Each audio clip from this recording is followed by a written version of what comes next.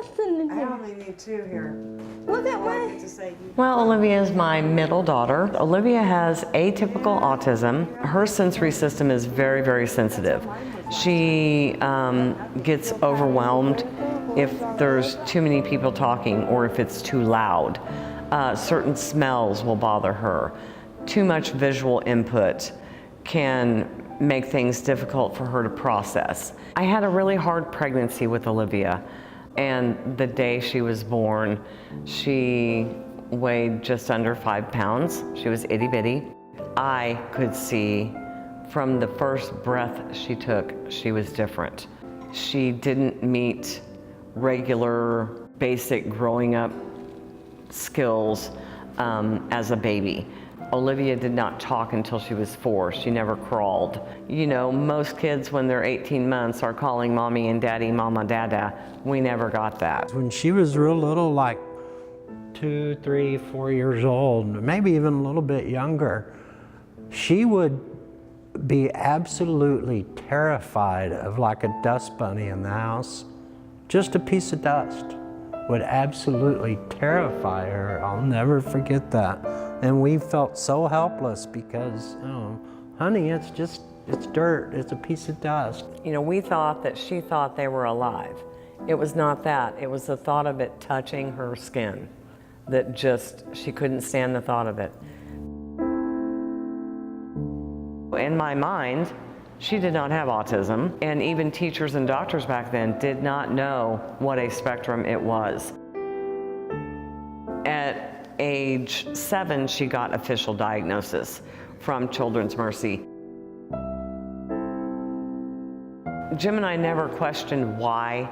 Why is not going to help us. It doesn't matter why she has autism, she has it. Our question was, what do we do now? Let's do it. Incy Wincy Spider. Can you say it for me? I am a special education teacher, teach in the district autism room. I had Olivia in 1st grade. Where's chocolate? When I met Olivia, she wouldn't smile. She very seldom spoke.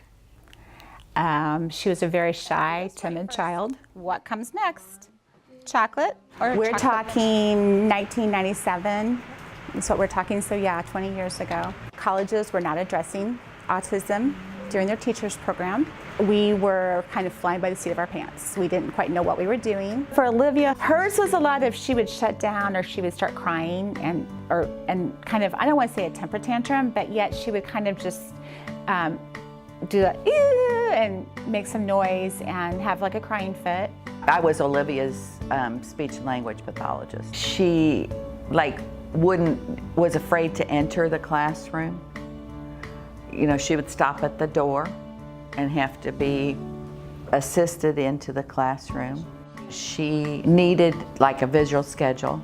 She needed to always be ready for the next thing because she needed to prepare herself for what was coming next. Once we figured out you needed the visual schedule and everything, Olivia's mom, Janie, came up. She took photographs of everything in the room. She took photographs of all the people that Olivia had in contact with. And we made the picture schedules and made her a visual schedule of her day and who she was going to be seeing. We had symbols on her desk, so she would know where to put the glue, where she'd put the scissors. And then I would label them so she would know which one to pick up first, which one to pick up next. And everything was step by step for her. Anything that broke schedule really just was too much for her to handle. At the time of her being able to attend an assembly, she sat on a peg stool. It's basically a round stool with one leg. And so you're using a whole lot of muscles that are releasing endorphins, once again, that will calm you. She would be able to usually make it through that assembly.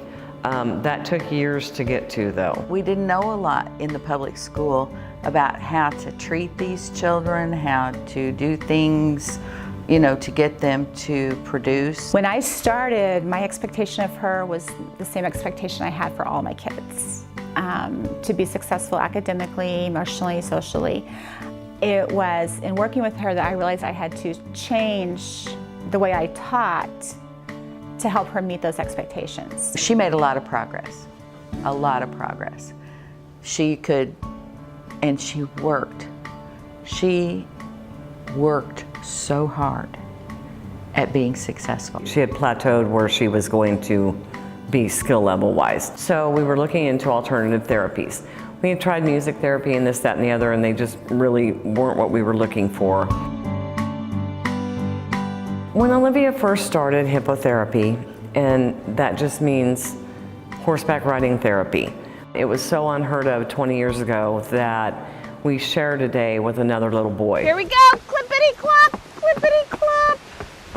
Listen to those feet. When Olivia first came to us, she was very fragile.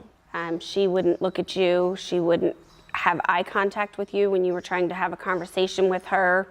She would ride and get on her horse, but she didn't know how to tack up her horse. She didn't know how to pick her horse's feet. No pulling.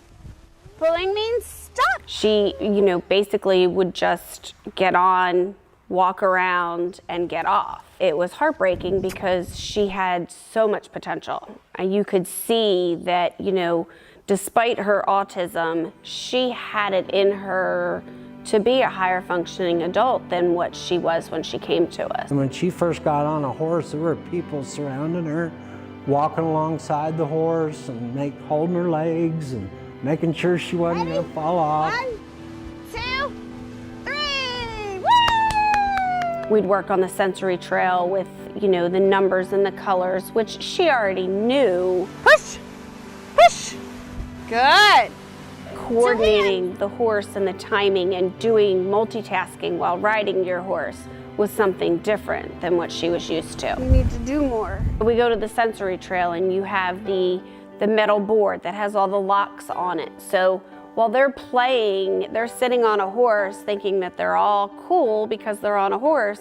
They're actually learning and not realizing that it's really a task that we're trying to teach them. Excellent. It helps them with being able to unbuckle their saddle, to buckle their bridle, to snap their helmet. In the first month we were there, Olivia was learning how to tack her own horse, how to pick hooves, the order of things that have to happen when you tack a horse. You could start to see a real difference because she was starting to feel better about herself. She was feeling confident that she wasn't getting on her horse and leaving. She was actually part of something. Olivia! Red, white, and blue. Trap the red, white, and blue. Eyes up. Eyes up. Come on. Oh, he needs to trap faster. We got a lot farther in 6 months than she had in 11 years of already previously riding. She's in her own world with her and her horse. She's comfortable, she's capable for all the things that she can't do, which are a lot of activities of daily living skills.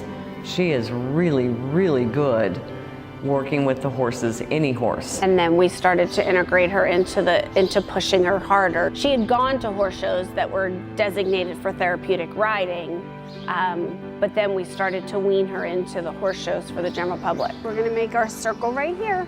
Here we are at horse shows, and there's all this sensory input, and there's things going on, there's lots of visual, and there's microphones with judges saying walk your horses, trot your horses, do this, line up with your numbers facing the judge. Half the time they don't even know where the judge is. At my first American Royal show, I earned first place. To see her move into that and do so well is just astounding. I fell off, and then my mom thought I wouldn't continue on, but I got back on and finished 2 patterns, and I earned first place.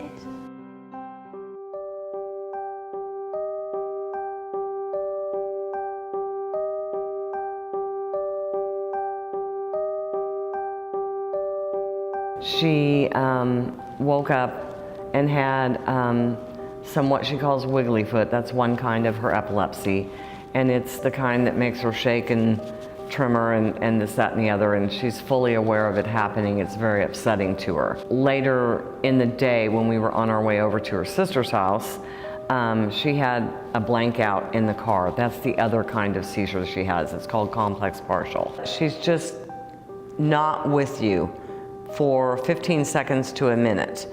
When she starts to come out of them, and you can see her eyes just glaze over, she'll grab her face or grab her head and squeeze really hard, and that's actually a good thing because that once again lets out positive calming endorphins that help her get back on track.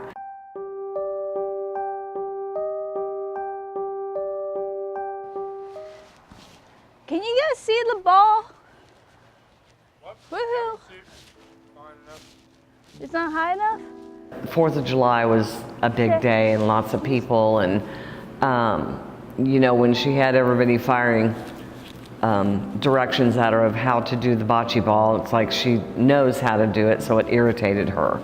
And that gave her a little sensory overload, and that's when she said, you know, I quit, I'm done. And she doesn't usually do that, so like I say, that was a warning sign that there's probably going to be a seizure coming on. And then we had a late night. Now she did get a lot of rest, but you know, when it comes to the epilepsy, we never know when it's going to happen. But I am concerned because they've happened 2 days in a row now, and that doesn't happen very often.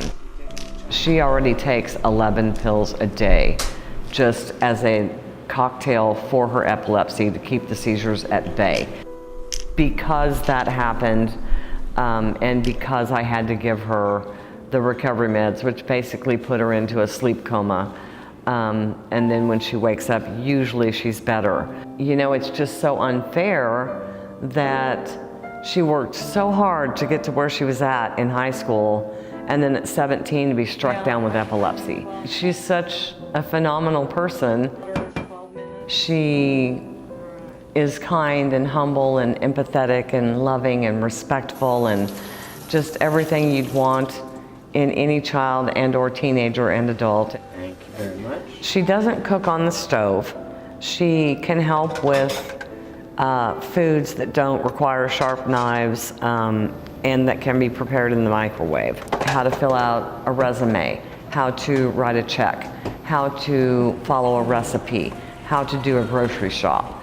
And once again, all these things we have to do over and over and over before she's proficient at them. Deluxe white cake mix. Currently, she is an award-winning equestrian. When Olivia comes out of the ring, I typically cry every time because it's just amazing to see how far she's come. I just love her smile. You know, from a little girl who would never smile, who would never establish eye contact, it's amazing to me. When you get on a horse, it is full body therapy. It's physical, it's occupational, it's visual, you have to use your words. I mean, it's the whole package. Olivia has put in a lot of hard work. She still gets the, you must keep your heels down and you must get into your 2 point. And sometimes I yell about it, you know, and she takes it and she plugs right along and she works on it. The stature she has, the smile that she has, the command of the horse that she has is just amazing. She gets treated as an equal, so she is treated just like the general public kids. She really does like the ribbons these days. You know, the ribbons have become a big thing since she started jumping. When you can go to a big show like Kentucky and come home with ribbons, that's huge. She's got tons of first, second, and thirds, hundreds, literally, but we're missing a 9th place ribbon. And so for autistic people, she's like, she'd trade one of her blue ribbons for a darn 9th place ribbon just so that she has the whole sequence. Jim and I aren't in it for the ribbons. Olivia is our blue ribbon, but they mean a lot to her now. But you know, we just tell her, do your best, have fun, and learn something. And please stay on your horse. I've got that one. All right. Rearing. There's still things that we as neuronormal adults take for granted, like brushing your hair, your activities of daily living. She cannot put her hair in a ponytail.